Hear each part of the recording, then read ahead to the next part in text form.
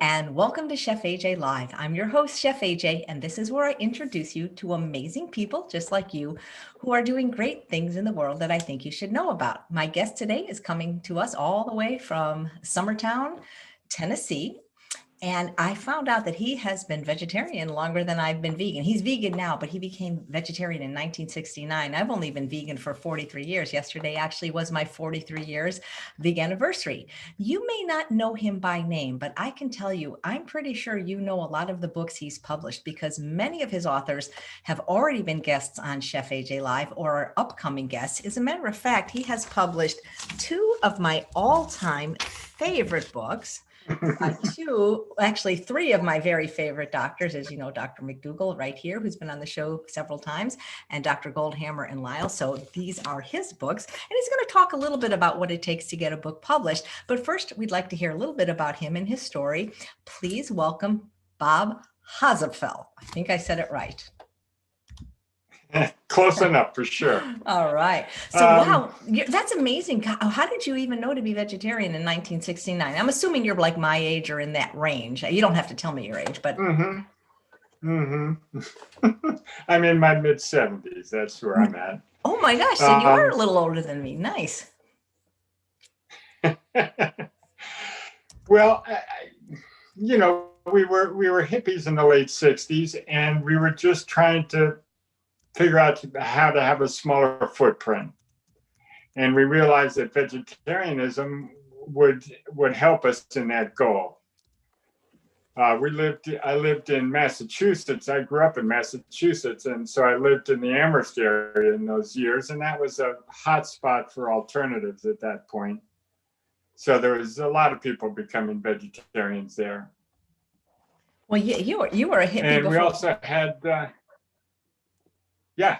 Well, even before it was cool. I was going to say you were, that song, I was country, but when country wasn't cool, you were vegetarian even before it was really a thing. We had a store at that point. We sold vegetarian foods in Amherst, Mass, as well as books and records too. Well, who was buying vegetarian food in 1969? I was 9 then, and I don't think I ever heard the term at that point. Well, our friends were. It actually, there was Erewhon in Boston, and that's where we got our stuff every week from them. And so, vegetarianism in Boston and Massachusetts in general had a good start by 1969. Well, you said you were a hippie back then. I've met you. I think you still are. Well, yes, I would agree with that. Well, when I saw that lifestyle, I said, well, that's for me. Yeah. So tell us about the farm, because, now that I think about it, I didn't know you personally until I started seeing you with all your books at all the various veg fests. But I remember, vegan 43 years, I remember ordering books from the farm way back. I remember getting Louise Hagler's book, Tofu Cookery, when it first came out. So I ordered it. You had a catalog. It almost looked like a newspaper back then. Now it's glossy and it's colored. I meant to grab it, but it's over there. So how did you get started in publishing in general, but really publishing vegan books and being the first one, like the first tofu cookbook? People didn't even know what tofu was. Exactly. Well, I'll give you a few parts to that. We were vegans because we wanted to live lighter on the planet. We wanted to eat a diet that the whole world could eat and be healthy successfully.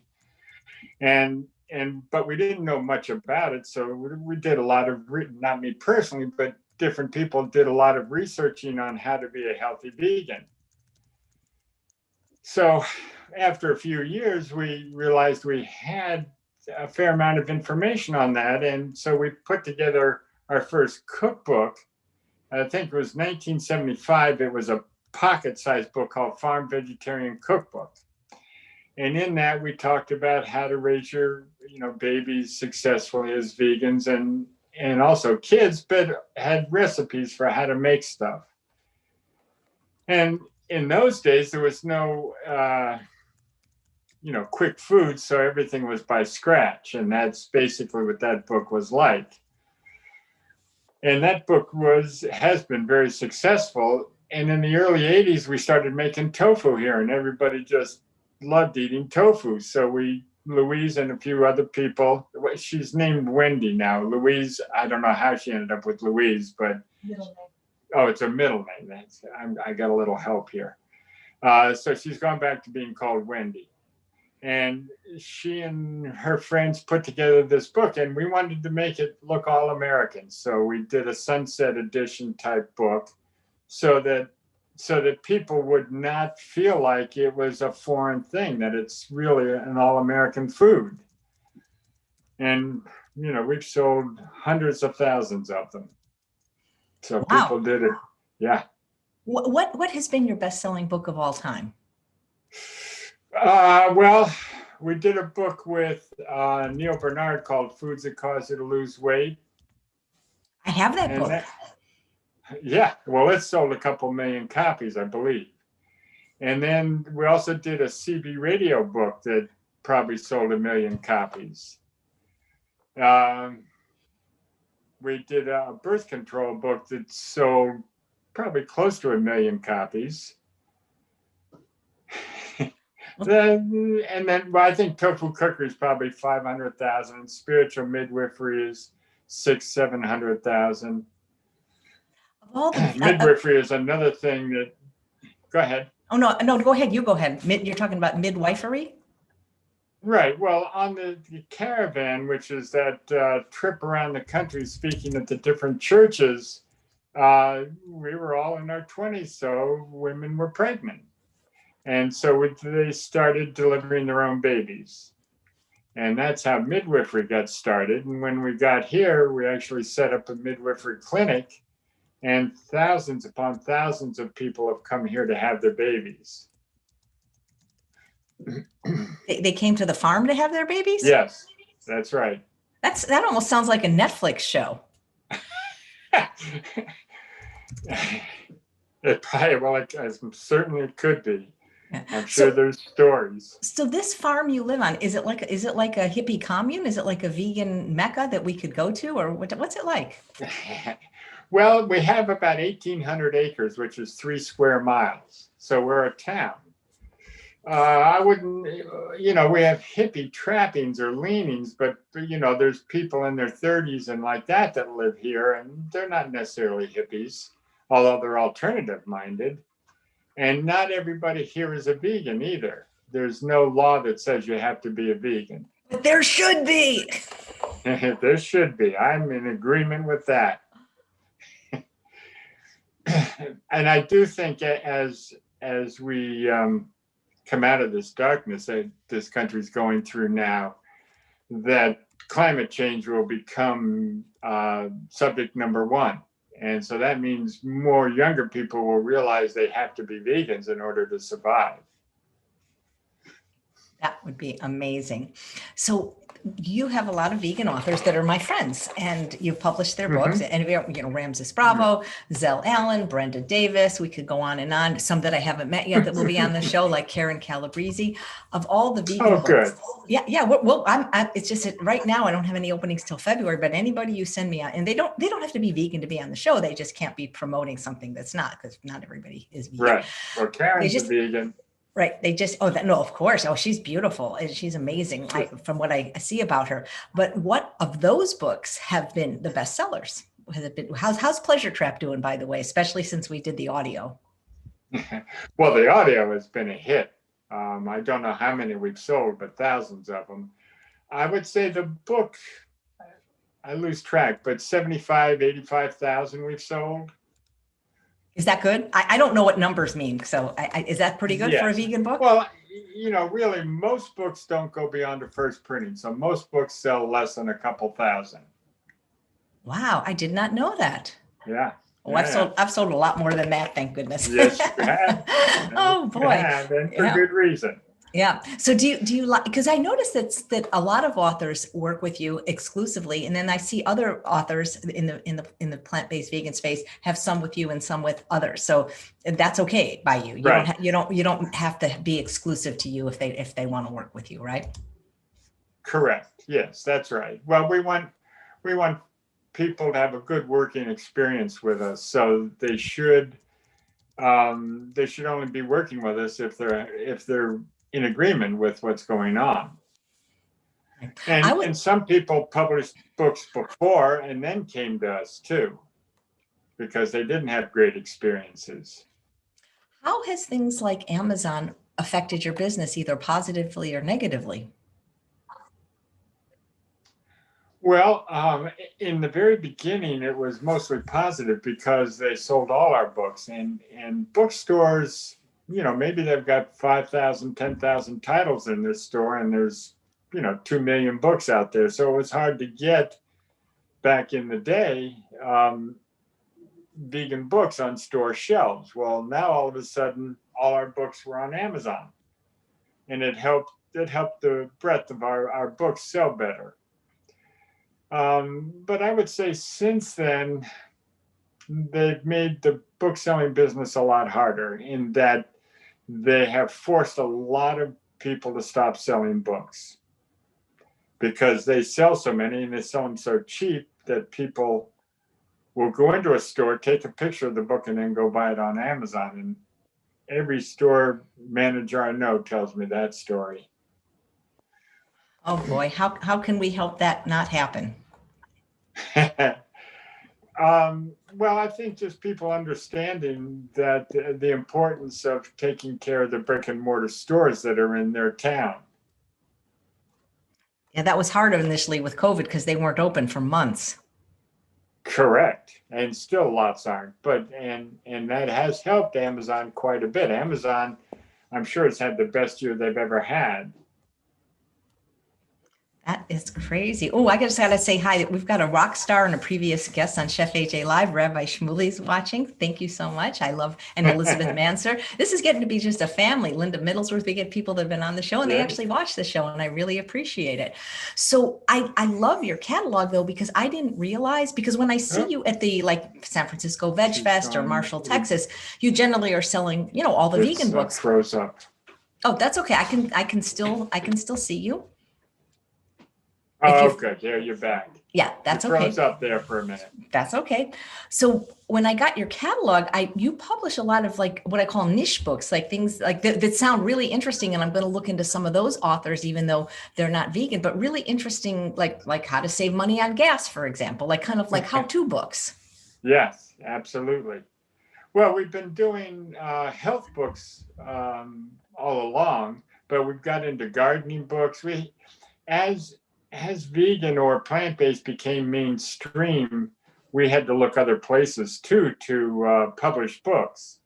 And, so some of our personal things that we enjoyed doing is gardening. And so we got into gardening. A lot of what we published are stuff that we're interested in. Well, that makes sense. And yeah. How do you decide like whether or not you're going to publish a book? Like how, I'll be honest, I self-published both my books. So I never even, I mean, I know you and I like you. And if I write another book, I'd love to work with you. But how do you decide what you're going to publish, and because I see people on that have great book ideas, they're maybe vegan chefs or educators. How does one start the process? Like I'm not going to give your phone number, but I'm going to give your website. How does one go into this conversation of like, do they need a book agent? Do they just need to be vegan? So what are you looking for if you're looking for anything, and how would somebody start the process of getting a book published if they wanted to not self-publish? Right. Well, there's certainly times when we ask authors to write books for us, people we know, and we ask them to write stuff, but mostly we find stuff. And we have a book on seitan coming out next March, which is an extraordinary book called Crafting Seitan by a new author. But we found him on the internet, and he studied vegan cooking, and then it just it was home to him. So we started writing books, but self-published books. And I saw the Satan book. It didn't have any pictures and like that, but it was still selling fairly well. So I wrote them, and we came to an agreement, and we've been putting together this book, which has just amazing ways to use seitan. Every kind of meat substitute you could think of, he has in the book, and easy ways to make stuff. Well, so we're excited about the book. Why don't you send him my way, and let's do one of these with him, because that really does sound like a useful book for people that are giving up animal products. Absolutely. Yeah. Well, the book will be out in March, so that's when we'll be. Well, good, because that's about what I'm booking for. So have him contact me now. All right, good. Yeah. Good. Stephanie says, was the book Diet for a Small Planet by Frances Moore Lappé a book you ever read in the 70s? And if so, what were your thoughts on it? No, I had never read the book. So I can't even really comment on it. Okay. I'm familiar with it, but I haven't read it. Right. Well, Kathy says, I have a book I would like to get published. So what is the steps for people? Well, first thing they should do is, if they're going to write us, then they should see what we publish and see if what they're writing matches the kind of thing we do. And if that's the case, there's submission guidelines on our website. And basically, we're looking for an outline, and then we're looking for the kind of social media things they do and how they get out their ideas. Around the turn of the century, it went from good chefs could write a book and it would sell well. It turned with the advent of social media in the early 2000s, it became a cult of personality, like a rock musician. You've got to be out on stage for your books to sell. You can no longer just be good at making recipes. You have to be good at getting out too. So that's the kind of stuff we try to assess when we're talking with somebody. And we know, as part of a publishing company, it's our job too to get our authors on podcasts and get reviews in magazines and things like that. But an author doesn't do much on their own probably won't be successful. Not anymore, right? Back in the day. Not anymore. Yeah, well, yeah. Well, Anna, who works for you, is doing a great job, because I swear she writes me every day because I really do have a lot of your authors coming up, doctors and things. Right. And so she's always saying, how about this? How about this? So that's great. So is there ever, I hate to say this because I'm on social media, but I don't really love it.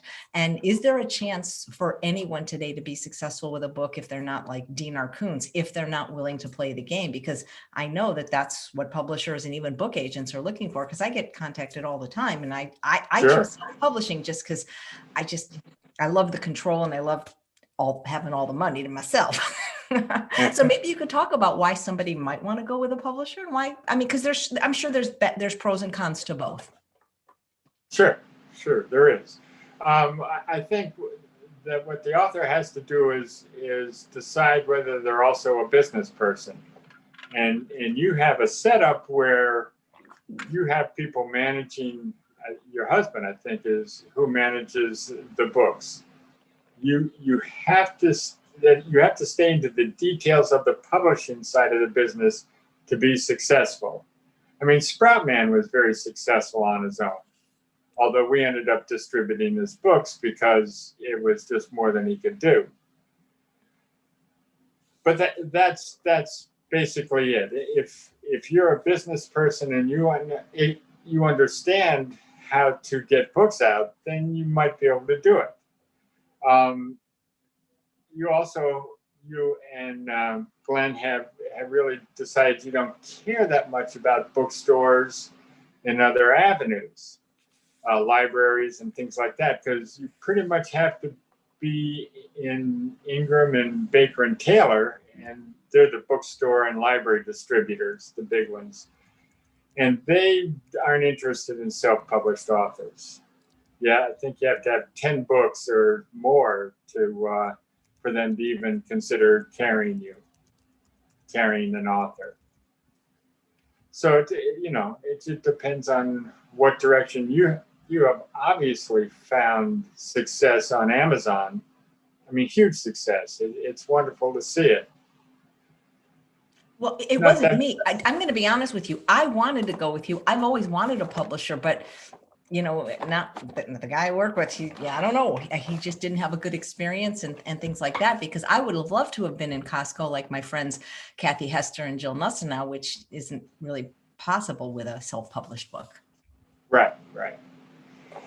Well, we've had books in Costco too, and that's not much of our focus anymore. Even Whole Foods, which used to be a great market for us, is not much of a market for us anymore, because they've gone to different kind of books. They have different kind of clientele in Whole Foods nowadays too. Yeah.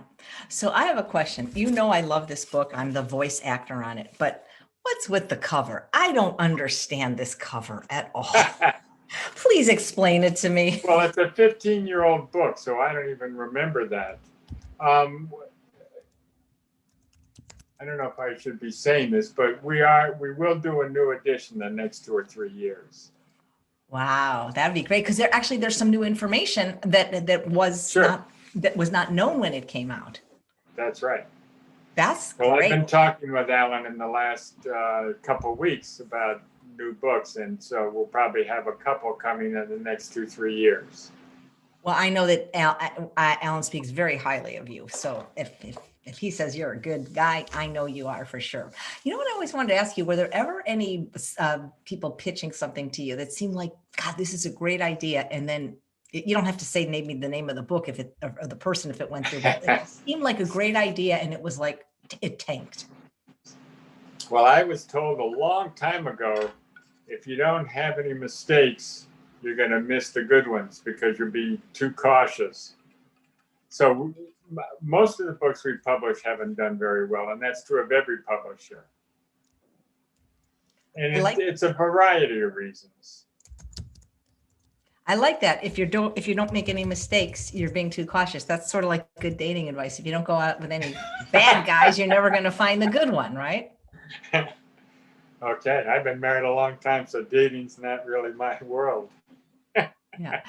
So, or conversely, was there ever something that surprised you where it's like, well, I'm going to publish it just because, and then it's like, it really surprised you that it did really well? Well, we published a book about 6 weeks ago called Body on Fire, which is a lifestyle book by 2 doctors. Oh, they're both coming up. Yeah. Dr. Monica Agrawal. Yeah. Well, it's taking off, and it's really good to see. And we don't have any idea. It takes 6 months for our whole process to be working in sync. So for what little we know so far, it's doing quite well.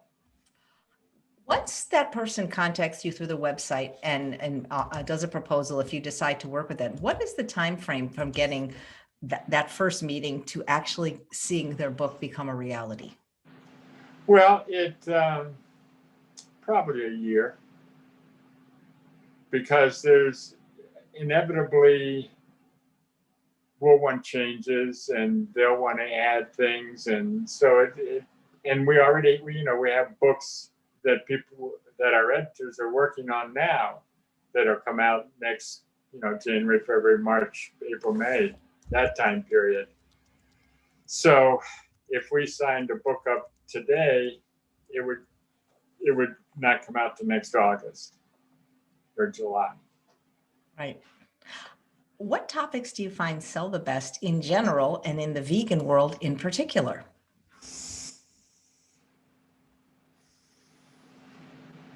Well, I'm sure cookbooks. Again, I think that as long as the subject is something that's has a need, the book will sell well if everybody works at it. So, I mean, it's like Body on Fire, the lifestyle book. They have they're trying to get it's.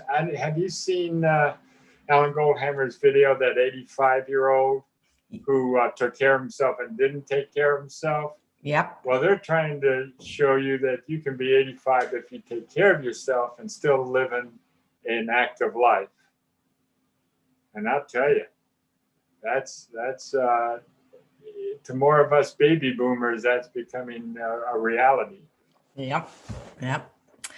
This is a great question from Colleen, who's watching live. Is there a best time of year to release a book? And I'm also going to add to that, did the pandemic affect some of the people? Because today at 2, I'm interviewing Marian Nessel on a book that just came out. And I'm wondering if the pandemic has made it harder or easier for some of these books that just came out. Well, it's been both. Book sales kind of went up because people weren't going out, so they read more books or cooked more food, all that kind of stuff. I think I lost my train of thought there. Yeah. So is there a best time of year in general to release a book, and how has the pandemic affected authors that had books come out? Because a lot of times when an author has a book out, they go on the circuit and there's been no place to There's no circuit. Right, that's the harder part, and there's no Veg Fest too, and we bring a lot of authors to Veg Fest because they can meet with so many people, and the people that they positively influence then become their salespeople. That's kind of how we look at it, and so that's made that harder. There is times of years when it's best. We put out books generally February, March, April, and then July and August. And that's because the day the book comes out, it takes a month or 2 months to get to all the different systems that need to be in place for people to buy them. If we get a book in our warehouse today, it takes 3 weeks before it's in all the wholesalers. It takes 2-3 weeks before Amazon has it. Our next book, which we now find out we're getting Friday, is called Orcapedia, and it's a book from Sea Shepherd Society about orcas in captivity and how they want to stop that practice. Anna asked me if I wanted to have the author on, and it's not that I don't, but when it's sad, I'm afraid I'm going to be so sad. And I don't. I mean, I'd love to give that author an audience, but I almost wish there was somebody else that, you know what, we can do it. I'll have Robert Cheek do it. He'll co-host it. We'll get them on, and I'll be kind of the techie. But I just, when I hear that abuse, it's just so hard for me. Mm-hmm. Sure it is. So we'll get him on, and I'll get my good friend Robert Cheek to co-host that episode for me, and I'll do the tech, but I won't be this. See, there's always a solution. So with cookbooks, do you think? Yeah, Robert's great. Robert's a good friend of mine. Yeah. Did he publish any books with you? I know he did a lot of self-publishing. He did. We did. I can't think of the title of the book. That's okay. But it was his first book. No, you don't have to answer this if you don't want to. And if you do answer it, you don't have to say the name. But has there ever been anyone that was just such a nightmare to work with, even if their books sold well, that you said, I'm not doing that again? Yes. Second question, do I know the person? You can tell me later. No, I don't think you know either of them. Oh, great. There was 2. That's good. We got all the way through production of a book, and the woman was such a pain to work with that we just handed it back to her and said, have a nice day. Nice. Do you think that having pictures in a cookbook, it's a deal breaker? Because isn't it more expensive to have pictures in general and color pictures in particular? Yes, it is. But in today's world, a cookbook is kind of like a coffee table book, and people want to be entertained besides wanting good recipes. So they also don't know what they're getting into. So they want to see enough pictures that they get an idea of what they're doing is supposed to look like. But I think that the biggest thing is a cookbook is an entertainment thing, and so people want attractive pictures. They want lots of color. I mean, we, for a long time, didn't do color cookbooks because they cost so much, but it got to a point where we just couldn't not. I mean, I think your book, Unprocessed, full color book, getting out into stores, Barnes and Noble, Books A Million, and all like that would sell times what you're selling now. Well, that's why I'm going to go with you on that. I don't know if I answered your email, but we're going to do it. I promise. I've been busy a little bit. That's all right. Not making excuses. People keep asking about this tape. I have a torn rotator cuff. I've had, it happened at Christmas, but it took 7 months to get the MRI because I wasn't going to doctors with the thing. And now I'm in physical therapy, but can't use my right arm. So that's the story there. Understood. I did that with my left arm a few years ago. How long did it heal without surgery? It did, but I went to prolotherapy. Oh, the thing that Dr. Esser talks about. I'll have to ask my doctor about that. Did you do physical therapy as well? Not so much, but some, not systematic with somebody. But prolotherapy, I can't really describe it. But what they do is they keep reinfecting your arm as if it just got hurt. And so your body's natural tendency to heal things gets spiked over and over again. And after 2 or 3 sessions, your body heals it. That's and neat. My left arm is fine again. I'm going to ask about that. Thank you. So Jill says, if somebody already self-published, would you still take them on with a second edition? The answer is yes, because I'm going to go with Bob when I do the 10th anniversary edition. Yes. Yeah, because especially if it did well, because next year will be the 10th anniversary of Unprocessed. So absolutely. Yeah. But one of the things you're saying, my understanding is what you're looking for now, whether they're vegan or not, that you weren't necessarily looking for before, is they have to have some kind of presence on social media. They right? Mm-hmm. Yeah. That's right. Because you've got to know that they're going to work as hard promoting your book as you will. See, the thing about me and Robert Cheek, I think that's what it takes. That's what it takes. And I didn't ask you that question because I've known you long enough. Yeah. There's no need to ask that question. See, me and Robert Cheek had the right personalities to promote our self-published books, but some people they're not going to, put themselves out there. Yeah. And speaking of putting yourself out there, how do you think that having things like blogs and YouTube channels where, honestly, you can get recipes just by going to YouTube and see what it looks like and print out the recipe, and the same thing with blogs. Do you think that has affected book publishing at all, at least in the cookbook area? Well, yes. And I think, but again, I go back to that the cookbook is now an experience. And so they need the picture. They need it's entertainment value now, as well as, people trying to become vegans and everything, but it's still entertainment. And so you've got to give people something that they will enjoy looking at besides getting value out of the recipes. Got it. A voracious vegan wants to know, can people buy your books directly on the book publishing company website? Absolutely. Oh, see, that would help people out then, because a lot of people just don't like Amazon. So sure enough, that's people order from our website almost every day. Well, that's nice. Here, let me put the link up again, and that would be great, you guys. Thanks for asking that question. So here's a question that I don't understand, but maybe you will. So let me read it. It's from Jesse. Regarding getting books into libraries, do Baker and Taylor and Ingram work with Bob's company, or are they obstructive? I don't know what any of those things she mentioned are. Well, Baker and Taylor and Ingram are the 2 bookstore and library distributors, and we work closely with both of them.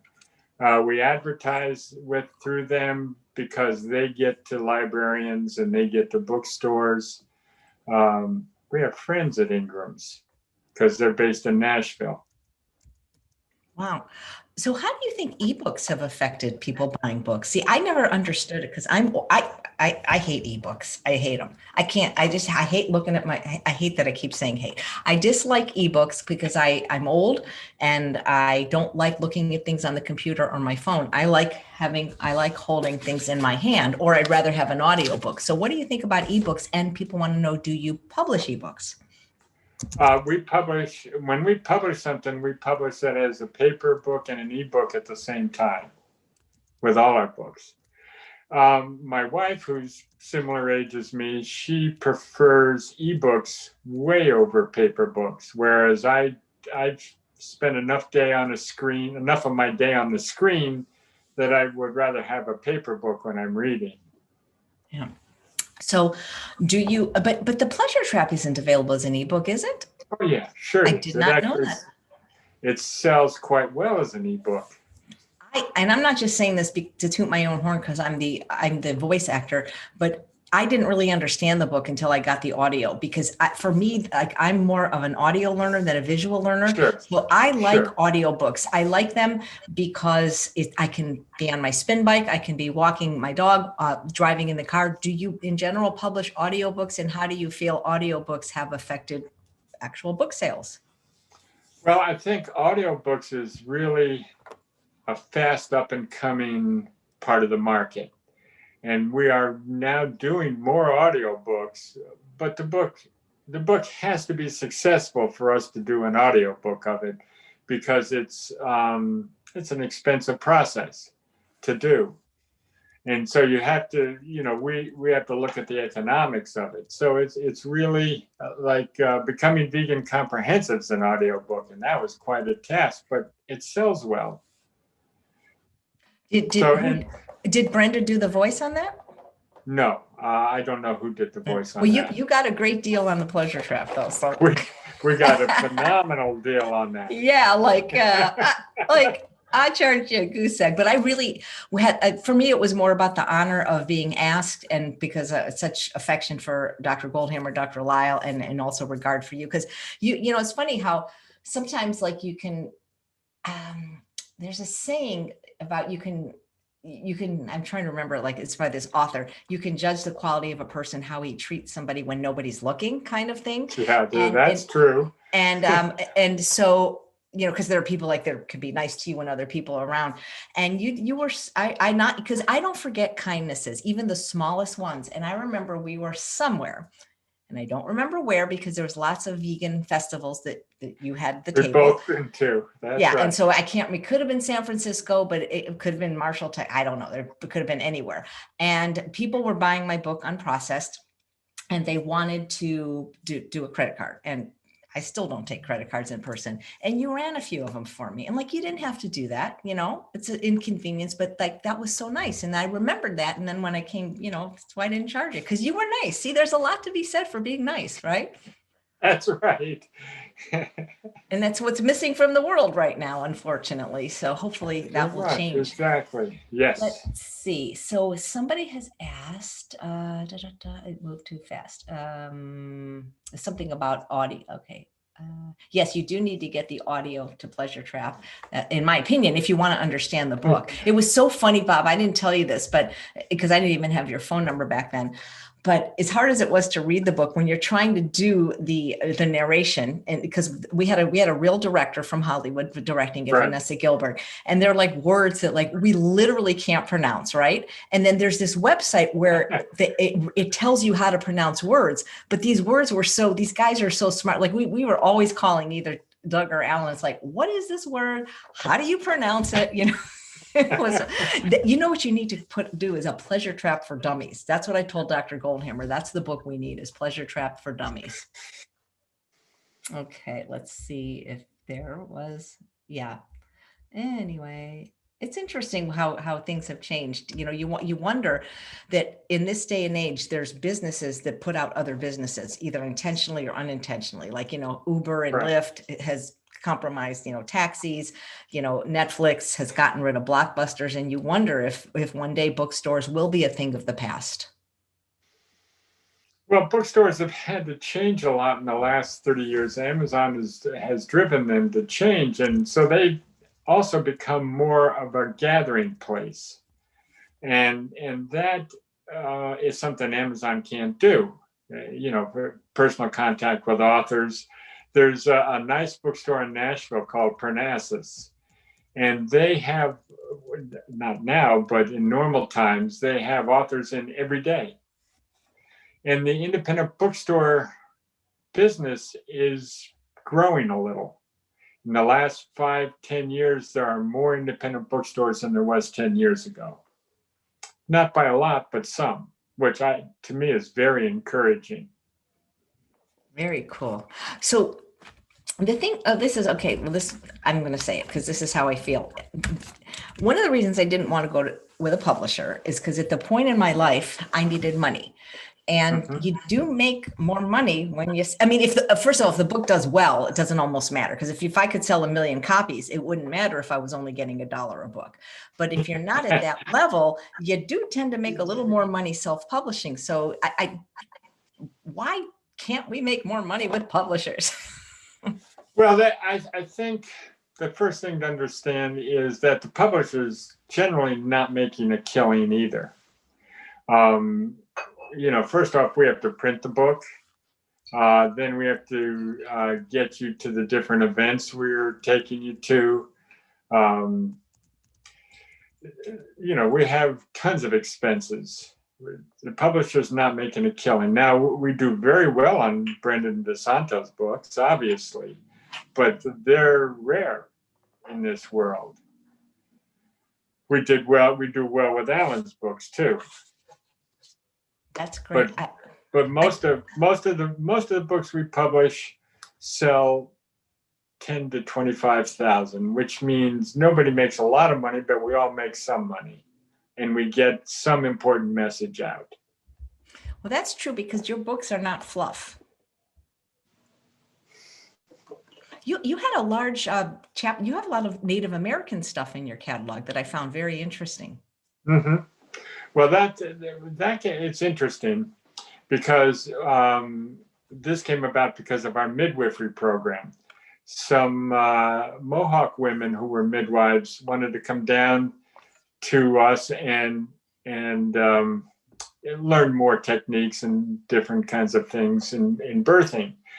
And their husbands came down with them, and the husbands were just hanging around while they were learning. And it came out that they had a book called Basic Call to Consciousness, which they would raise money and print some and sell them and be out of money and have to raise money again. And we caught them at a time they were out of money. And so we took over publishing the book, which we still publish, and it still sells. And basically, the book is about the state of the indigenous people in the world. And the other half of the book is about, it's interesting, the Six Nations, which is the Iroquois, the Six Nations in New York and Ohio, basically, they came to an agreement to live in harmony with each other 2,000 years ago. And some of the facets of what they agreed to have been used to create our documents for the US too. So this book talks about all that stuff. But from there, we just, one thing leads to another. And now we're publishing a lot of kids' books, Native kids' books, because Native kids have the worst. More Native kids fail to learn how to read, is what I'm trying to say. And if you don't know how to read, your chances of having a successful life get harder and harder. So we started publishing books that will help them learn how to read. And so you've got to publish a book that has a theme for a teenager, but a reading level of like a fourth grader or third grader. Because it's the kids that have fallen back that you're trying to get to before it's too late.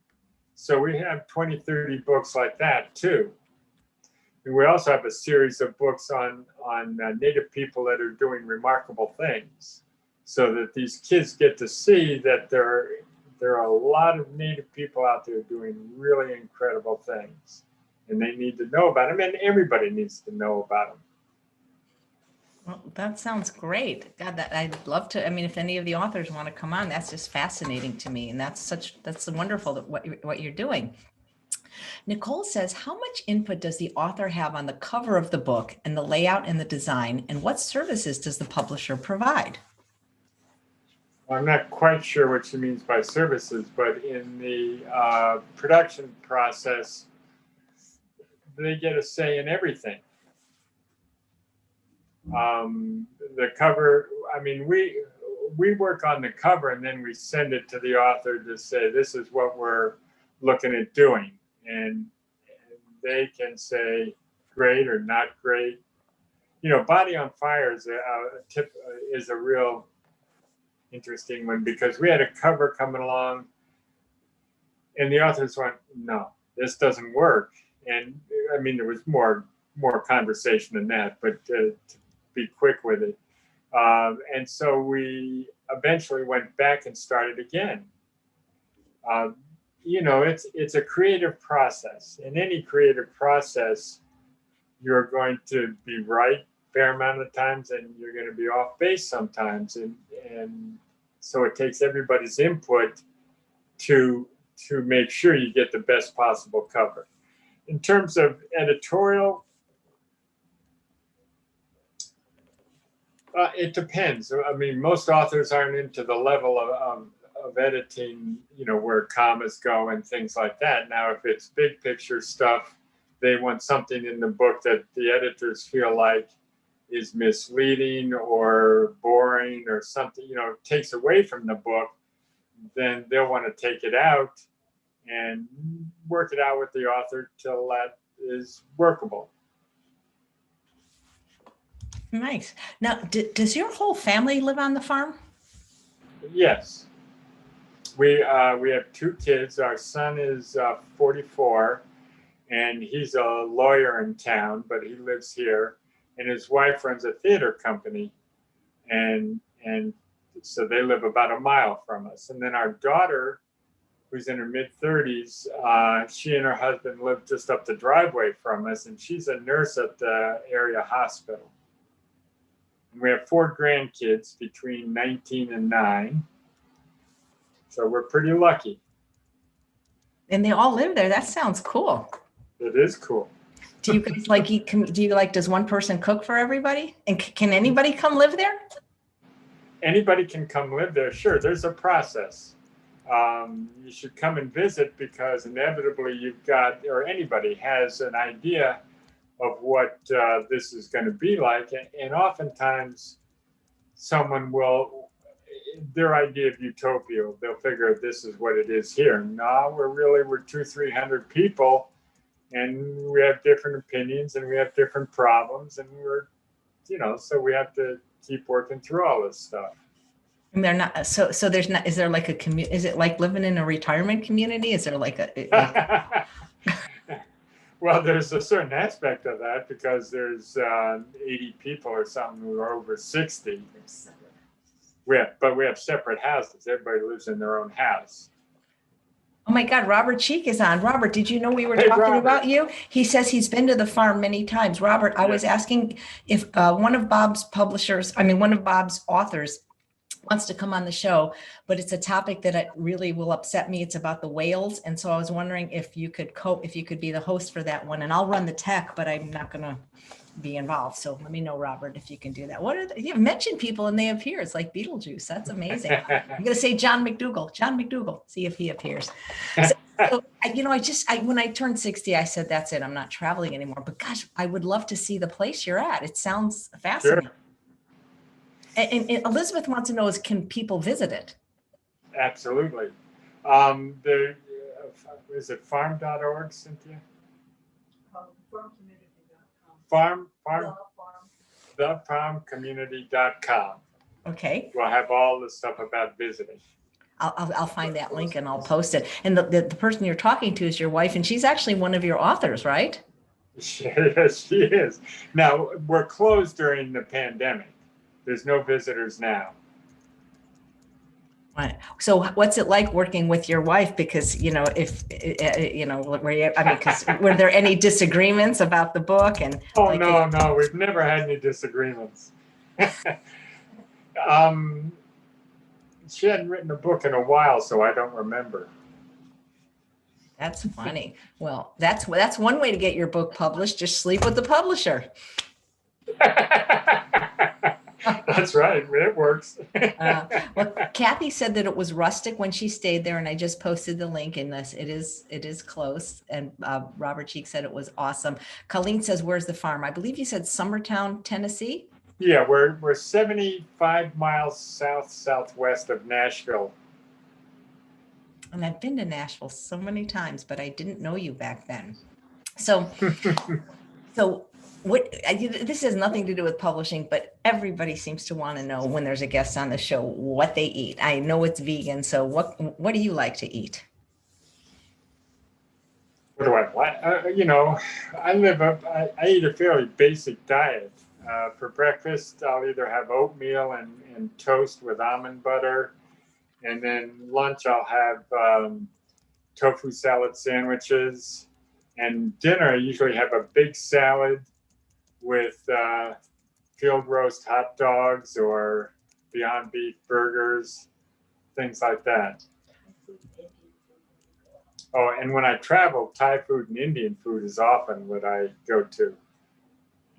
Well, when you travel and you have at the table with all those books, how are you getting those books to San Francisco from Tennessee and having, I mean, you don't just have like a little table, it's huge. You have like every book you've ever sold. Yeah, a semi comes and picks them up here and drops, and we go pick them up at their freight terminal in whatever city we're in.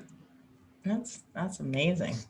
So how many new books, other than Body on Fire, which we're going to feature both the doctors, we're going to do them separately so you get double the exposure. Yeah. Anything else coming out that's and also, you know what I wanted to ask you is some of your books are hardcover and some are paperback. Is that just a decision you make, or do sometimes they come out hard first and then you switch them to paperback later? Well, in the case of Pleasure Trap, we came out with a hardback first and then switched to paperback, which is fairly traditional. We don't do many hardbacks, but we do some.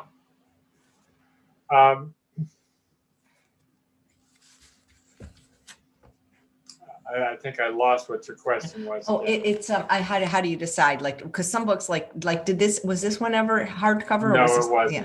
No. Does this one sell pretty good? Because I really like this book. Sure. Yes. It's got great. It's got great pictures. Yeah. And then all your books come with this little thing, right? Not anymore. That business, we closed it down about 5 years ago. Okay. Well, I used to order from that. I remember. Yes, well, thank you. Time ago. So does your wife want to come on and show one of her books? And then we'll see if maybe she'll come on and talk about one of her books, or if she wants to just mention how many books has she done with you? She doesn't want to come on. Okay. If she gets mad, does she say, well, I'm going to go publish with somebody else? We don't fight very much. That's good. That's not a problem. That's great. We have occasional disagreement, but we don't actually fight. So, it seems like at some point everybody wants to write a book. Not everybody does, or sometimes people write them, but they don't get published. What advice would you give people to know if they even have a book in them and if they really want to go through? Because I don't think it's very easy to write a book. That's why I've only done 2. No, it's not. Yeah, that's why I've only done 2. And there's other people that are way more prolific than me, like Robert Cheek and people like that. But it's a lot of hard work, blood, sweat, and tears. That's even before the editing. So what advice would you give people if they were thinking about this? Well, I think the nice thing, this is CreateSpace has really been good. And CreateSpace is the Amazon self-publishing arm. And so they've really helped folks that have a good idea that maybe only a few hundred people are really interested in. So there's that, and I think self-publishing, and there's a lot of really small publishers that help people whose idea isn't really mainstream, but really valuable for a certain niche of people. What's the next book that you guys have coming out? Well, Orcopedia on Friday, the Sea Shepherd Society book. Okay. Yes, ma'am. If you need me to promote it, Robert, you got to answer me if you'll host that episode. We'll even though I'm not booking till February, if it's important to you, we'll get the author on if he'll do it. That's He'll do important. He already Okay. said he'd do it. Okay. So Robert, I just need a confirmation And for you Paul because Watson, I had a friend that worked with him on Paul the. Watson's had quite a life. Yeah, Oh, he'll you be wanna very do interesting. chips? And I'd love to hear about his life. I just don't, animal abuse is so hard. Look, that's why I became vegan because it's not that I'm putting my head in the sand either. It's just I'm very, very sensitive to those things and visual images and things that I hear. So let's see. Robert Well, I Cheek. think the book does a pretty good job of not being too in your face. Good. Nice. Robert says, my vegan bodybuilding book that Bob published at the book publishing company has now sold 20,000 copies, and I'm grateful to Bob and his team. Well, we're good friends with Robert. Yeah, everybody is. Big hugs. Big there's hugs nobody every that time doesn't. I see him. There's a commercial. Nobody doesn't like Sarah Lee. Nobody doesn't like Robert Cheek, and that's so true. Yep, it's absolutely true. Mm-hmm. So, and this doesn't. What is your favorite book? And it doesn't have to be one you published. People have favorite books from childhood. Like mine is. I don't know if you've ever heard of my favorite book growing up, and probably even now. It's called All Creatures Great and Small by James Herriot. Yeah, no, I know the book. And then my other favorite book is The Prophet by Khalil Gibran. So Yes. It doesn't have to, I mean, it could be a book you publish, but do you have a favorite book? Or maybe you just don't read because that's what you do. No. I'm always reading a book. I'm currently reading a Bill Bryson book on the body, which is great. It's kind of a non-technical book about all the systems in the body. Oh. Is there a book that you just wish you could have published, like Harry Potter, and then you could have been done with it? No. We were talking a little with T. Colin Campbell, but he was already about to sign with those folks in Dallas when Brenda said he should start talking to us. So we didn't get very far into the process, but that'd have been a nice book to publish. We were talking with John Robbins around the time that he was doing Diet for New America, but he decided on this other publisher, which is fine. I'm still friends with John. Okay, good. That's nice. But you really are the only really vegan publisher, right? Not that it's like you're personally vegan and many of your books are vegan. There's a few more nowadays. There's at least when I talked to the guy years ago, Experiment, I think it's called, Experiment Publishing in New York City. I believe they're vegans. Cool. And then what's Martin Rowe? They do some cookbooks. They do more Lantern Press. They do vegan stuff, and Martin's a great guy. Nice. Well, what do you want your legacy to be? That I helped move society in a positive direction. Well, I can tell you already did that. Starting in 1969 when you became vegetarian. Yeah. True. Is your family all? I know that not everybody that lives at the farm is vegan, but is your family? Our son and his wife are pretty close to vegans, but our daughter's probably mostly a vegetarian, but her husband's not. Although they eat, vegetarian stuff too. One of my enjoyable things was I became a vegetarian in '69. Of course, my parents were freaking. And by the 1990s, when I'd go out to dinner with them, they'd order vegetarian just cause. And they had realized by that point that it was a healthy diet. Nice. So that was, I appreciated that. As someone who loves books, do you ever watch television? Oh, yeah. I'm a sports junkie. Cool. So baseball, basketball, football, I love them all. Nice. Oh, good. Do you watch anything on Netflix? And what genre do you like? I no. I watch occasional movies. Mostly Cynthia gets me to watch them. I'm trying to think. Yeah, news and sports. Which are the two things that I have never watched in my life. I'm proud to say I've never seen any sports on television or in person, and I've never watched the news. So we would not be very good for viewing together.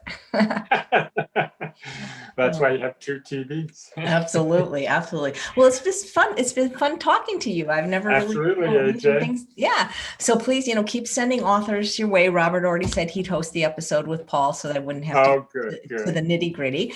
And thank you so much. And if Cynthia wants to come on and talk about one of her books, we'd love to have her. And thanks all of you guys for watching another episode of Chef AJ Live. I do hope you'll come back at 2 p.m. today in 2 hours when this book that just came out by the superstar in food politics, Marion Nestle, will be a guest. Thanks so much, Bob. It was great talking to you. Thank you.